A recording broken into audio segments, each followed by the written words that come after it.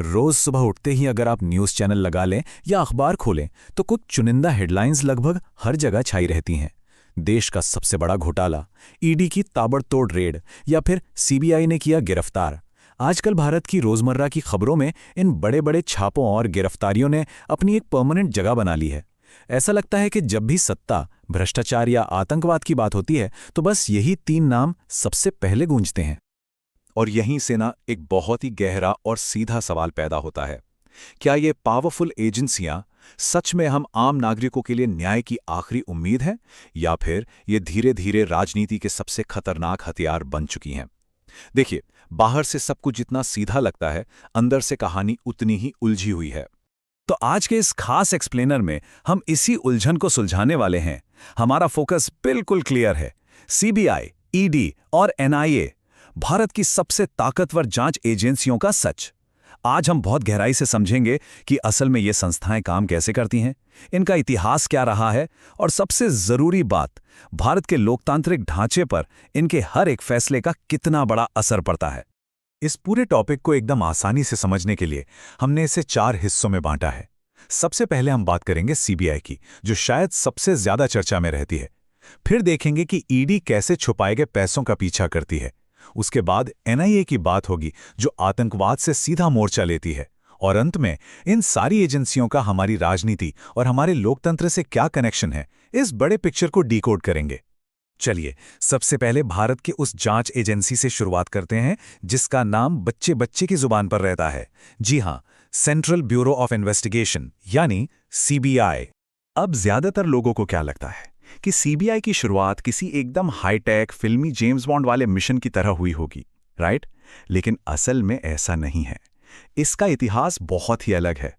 इसकी जड़ें जाती हैं 1941 में, जब दुनिया में दूसरा विश्व युद्ध चल रहा था। उस वक्त वॉर से जुड़े घोटालों की जांच के लिए अंग्रेजों ने स्पेशल पुलिस एस्टैब्लिशमेंट बनाया था। और उसी ढांचे से करप्शन से लड़ने के लिए 1963 में गृह मंत्रालय के एक आदेश के जरिए आज वाली सीबीआई का जन्म हुआ। तो अब सवाल है कि सीबीआई आखिर करती क्या-क्या है? इसका अधिकार क्षेत्र यानी ज्यूरिसडिक्शन बहुत ही विशाल है। सरकारी दफ्तरों में भ्रष्टाचार से लेकर बड़े आर्थिक अपराध, हाई प्रोफाइल मर्डर और राजनीतिक घोटालों तक सब कुछ इनके दायरे में आता है। और हाँ, कई बार जब राज्य सरकारें किसी केस में बुरी तरह उलझ जाती हैं तो वो भी जांच सीबीआई को सौंप देती हैं। आपने बोफोर्स, आरुषि तलवार केस, सुशांत सिंह राजपूत केस और व्यापम घोटाले का नाम तो सुना ही होगा। देश के ये सबसे बड़े और पेचीदा मामले सीबीआई ने ही हैंडल किए हैं। लेकिन जहां इतनी बड़ी पावर होती है, वहां विवाद भी उतने ही बड़े होते हैं। 2013 का वो वक्त शायद ही कोई भूल सकता है जब सर्वोच्च न्यायालय की आरएम लोढ़ा बेंच ने राजनीतिक दखलंदाजी पर एक बहुत ही सख्त टिप्पणी की थी। उन्होंने भरी अदालत में सीबीआई को एक पिंजरे में बंद तोता यानी अ केज पैरट कह दिया था। ये कोई आम बात नहीं थी। ये एक ऐसा शब्द था जिसने सत्ता और जांच एजेंसियों के रिश्तों की पूरी पोल खोलकर रख दी थी। खैर, अपराध और मर्डर मिस्ट्रीज की जांच से थोड़ा आगे बढ़ते हैं। अब बात करते हैं उस एजेंसी की जो क्रिमिनल्स का नहीं बल्कि सिर्फ और सिर्फ पैसे का पीछा करती है। हम बात कर रहे हैं प्रवर्तन निदेशालय यानी ईडी की। आपको जानकर शायद हैरानी हो कि 1956 में जब ईडी बनी थी, तब ये बहुत ही खामोशी से काम करने वाला एक छोटा सा विभाग था, जिसका काम सिर्फ विदेशी मुद्रा कानूनों पर नजर रखना था। मतलब ये कोई रोज न्यूज में आने वाली एजेंसी नहीं थी। लेकिन आज वक्त बदल चुका है। नए और कड़े कानूनों ने ईडी की ताकत को कई गुना बढ़ा दिया है। ईडी के पूरे गेम को समझने के लिए ना, आपको बस एक शब्द समझना होगा, मनी लॉन्ड्रिंग। अब ये क्या है? एकदम आसान शब्दों में समझें तो जब करप्शन या क्राइम से कमाए गए काले धन को फर्जी कंपनियों और कई सारे खातों में घुमाकर पूरी तरह से व्हाइट या कानूनी दिखाया जाता है, तो उसे मनी लॉन्ड्रिंग कहते हैं। ईडी का मेन काम पीएमएलए और फीमा जैसे बेहद सख्त कानूनों के तहत इसी काले धन की हेराफेरी को पकड़ना है। और इस काम के लिए ईडी को जो पावर्स मिली है ना, वो वाकई बेमिसाल हैं। मतलब ये किसी भी संदिग्ध का बैंक अकाउंट रातों रात फ्रीज कर सकते हैं, करोड़ों की प्रॉपर्टी अटैच या जब्त कर सकते हैं, बिना थके लंबी पूछताछ कर सकते हैं, और इनके पास सीधे गिरफ्तारी का भी अधिकार है। नीरव मोदी और विजय माल्या के हजारों करोड़ के घोटाले हों या फिर हाल ही में सुर्खियों में रहा शराब नीति केस, ईडी ने अपनी इन ताकतों का फुल इस्तेमाल किया है। लेकिन यहां पर एक डेटा है जो आपको थोड़ा सोचने पे मजबूर कर देगा। अगर हम पिछले कुछ सालों का ट्रेंड देखें तो ईडी द्वारा दर्ज किए गए नए मामलों की संख्या में भारी उछाल आया है। मतलब केस बहुत तेजी से बढ़ रहे हैं, लेकिन कोर्ट में केस साबित होने और मुजरिम को सजा मिलने की जो दर है वो चौंकाने वाली हद तक कम है। अब यह आंकड़ा अपने आप में एक बड़ा सवाल खड़ा करता है कि क्या जांच पूरी होने से पहले ही प्रक्रिया खुद एक सजा बन गई है। चलिए, पैसों की हेराफेरी से अब हम एक बहुत ही गंभीर विषय की तरफ चलते हैं। ये हमारी तीसरी एजेंसी है जो देश की सीधी सुरक्षा से जुड़ी है। इस एजेंसी का इतिहास हमारे देश के एक बहुत ही दर्दनाक दिन से जुड़ा है। 2008 का वो दिन जब मुंबई में 26/11 का आतंकी हमला हुआ था। उस वक्त पूरे देश ने आतंक का वो खौफनाक मंजर देखा था। उसी त्रासदी के बाद भारत को ये शिद्दत से एहसास हुआ कि आतंकवाद से निपटने के लिए हमारे पास एक डेडिकेटेड नेशनल लेवल की फोर्स होनी ही चाहिए। और बस उसी के बाद संसद में तुरंत कानून पास करके एनआईए यानी नेशनल इन्वेस्टिगेशन एजेंसी का जन्म हुआ। एनआईए का फोकस एकदम क्रिस्टल क्लियर है। देश में कहीं भी आतंकी हमले हों, बम धमाके हों, आईसिस जैसे संगठनों के स्लीपर सेल हों या सीमा पार से आने वाली टेरर फंडिंग हो, ये सब एनआईए देखती है। लेकिन सबसे दिलचस्प बात बताऊं, एनआईए के पास एक ऐसी सुपर पावर है जो भारत की बाकी एजेंसियों के पास नहीं है। आमतौर पर किसी एजेंसी को दूसरे राज्य में जाने के लिए वहां की राज्य सरकार से परमिशन लेनी पड़ती है, लेकिन एनआईए वो केंद्र के आदेश पर बिना किसी राज्य सरकार की अनुमति के सीधे कहीं भी जाकर अपनी जांच शुरू कर सकती है। पुलवामा जैसे मामलों में इस पावर का बड़ा रोल रहा है। हालांकि इतनी बड़ी और असीमित शक्ति के साथ एक गहरी बहस भी छिड़ जाती है।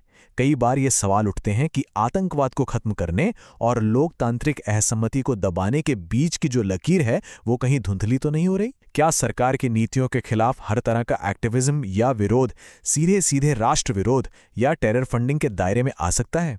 ये एक ऐसा जटिल विवाद है जो अक्सर एनआईए की कार्रवाइयों के इर्द गिर्द घूमता रहता है। तो अब तक हमने सीबीआई, ईडी और एनआईए तीनों की पावर्स और उनके काम करने के तरीके को अच्छे से डिकोड कर लिया है। अब थोड़ा पीछे हटकर जरा इस पूरी पिक्चर को भारत की राजनीति और लोकतंत्र के नजरिए से देखते हैं। आज की तारीख में ये विषय भारत की राजनीति का बिल्कुल केंद्र बन गया है। आप डिबेट्स देखिए। एक तरफ विपक्ष का सीधा सा आरोप है कि सरकार इन पावरफुल एजेंसियों का इस्तेमाल सिर्फ और सिर्फ अपने विरोधियों को डराने, उन पर राजनीतिक दबाव बनाने और विपक्ष को खत्म करने के लिए कर रही है। लेकिन वहीं दूसरी तरफ सरकार का स्टैंड बिल्कुल साफ है।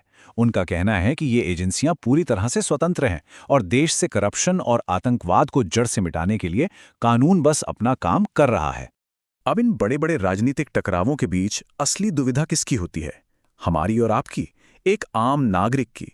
रोज इतनी सारी गिरफ्तारियों, छापों और राजनीतिक बयानबाजियों को देखकर मन में यही सवाल आता है कि क्या वाकई इस पूरे प्रोसेस से देश में कोई असली इंसाफ हो रहा है, या फिर जांच और न्याय की ये पूरी व्यवस्था सिर्फ न्यूज़ चैनल्स की हेडलाइंस, प्रेस कॉन्फ्रेंस और रात की टीवी डिबेट्स का मसाला बनकर रह गई है। और इसी दुविधा से एक बहुत ही लॉजिकल और सबसे बड़ा सवाल सामने आता है। जरा सोचिए, जब व्यवस्था को सुधारने वाली ये जांच एजेंसियां खुद इतनी ज्यादा पावरफुल हो जाएं कि कोई उन्हें रोक ना सके, तो फिर उन जांच एजेंसियों की जांच कौन करेगा? उनकी जवाबदेही कौन तय करेगा? क्योंकि बिना किसी ठोस जवाबदेही के इतनी बड़ी ताकत का होना किसी भी डेमोक्रेसी के लिए एक बहुत बड़ा खतरा बन सकता है। इस पूरे एक्सप्लेनर का, इस पूरी चर्चा का अगर कोई एक सबसे बड़ा टेक अवे है तो वो ये है, एक हेल्दी और स्ट्रांग लोकतंत्र सिर्फ इस बात से नहीं चलता कि वहां कितने अच्छे से चुनाव होते हैं, बल्कि लोकतंत्र की असली रीढ़ की हड्डी होती हैं उसकी संस्थाएं। वो संस्थाएं जो बिना किसी डल और दबाव के निष्पक्ष काम करें और जिन पर आप और हम आंख बंद करके भरोसा कर सकें। अगर संस्थाओं से ही भरोसा उठ गया तो लोकतंत्र अपने आप कमजोर पड़ने लगता है। आज हमने ऐतिहासिक तथ्यों, कानूनों की बारीकियों और कुछ कड़वे डेटा के जरिए भारत की इन सबसे ताकतवर जांच एजेंसियों का सच समझने की कोशिश की। अब ये आखिरी सवाल हम आपके सोचने के लिए छोड़ रहे हैं। ये सब जानने के बाद आपको क्या लगता है, क्या हमारी ये जांच एजेंसियां सच में निष्पक्ष रूप से काम कर रही हैं? इस पर विचार जरूर कीजिएगा, क्योंकि एक जागरूक नागरिक होने के नाते ये सोचना हम सब के लिए बेहद जरूरी है।